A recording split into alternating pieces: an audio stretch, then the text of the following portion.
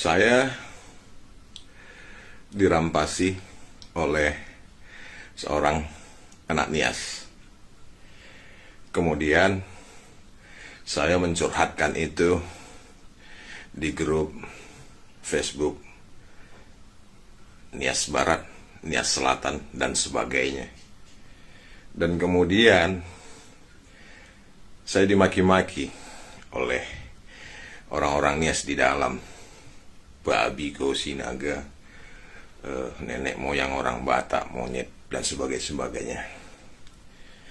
Kemudian saya bicara, mengatakan seperti ini, itu hanya admin grup Facebook Nias Barat dan Nias Selatan ya, yang bisa membantah itu ya, seperti itu. Jadi saya bilang seperti ini, saya yang salah. Tadinya saya pikir di sini ada orang Kristen. Nah, tadi saya berharap di situ ada orang Kristen. Ternyata di sini orang Nias semua begitu.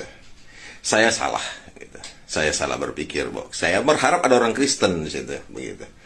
Ternyata tidak. Kalau orang Kristen itu ada orang dirampasi, itu korban dirampasi, menurut Yesus itu yang terbaik dibawa ke penginapan, diobati luka-lukanya. Nah, nanti kau obati, ini ada uang, nanti kalau ada kurang, nanti saya balik lagi, saya bayar. Itu orang Kristen ketika ada perampokan. Bukan orang Kristen yang karena pelakunya ada sesukunya, itu nggak urusan, itu urusanmu. Ya, Pak Pendeta, ya, Betel Neraha, ya, itu urusanmu, kau dirampoi, itu urusanmu. Itu sikap pendeta yang bagaimana, Pak Betel Neraha? Coba nanti sebelum uji hatimu, Pak Pendeta Betel Neraha. Uji hatimu sebelum nanti Tuhan yang Yesus yang menguji hatimu. Itu repot.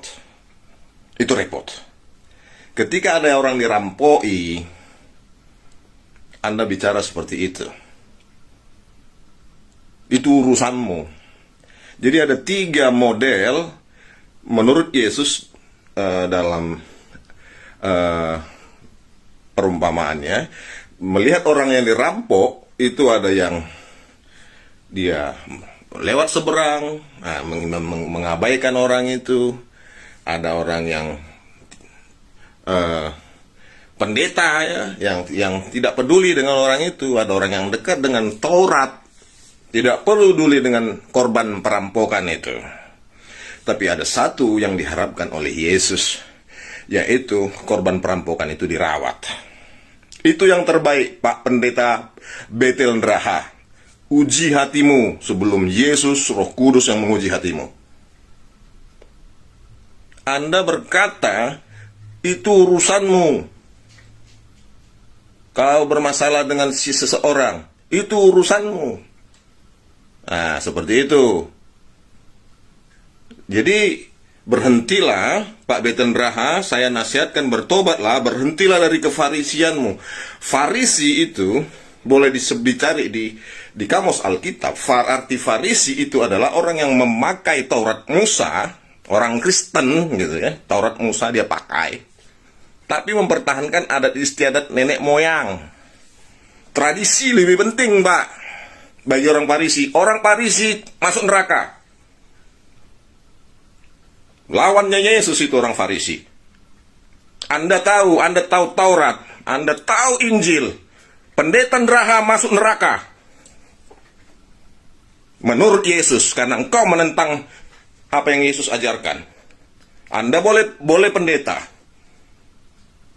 Pendeta itu ahli Taurat. Anda orang ahli Taurat tapi tidak menjalankan Taurat itu. Lebih penting tradisimu. Enyah kau iblis. Itu kata Tuhan. Percayalah. Bertobatlah Pak Pendeta Betel Neraha. Bertobatlah. Selagi ada kesempatan.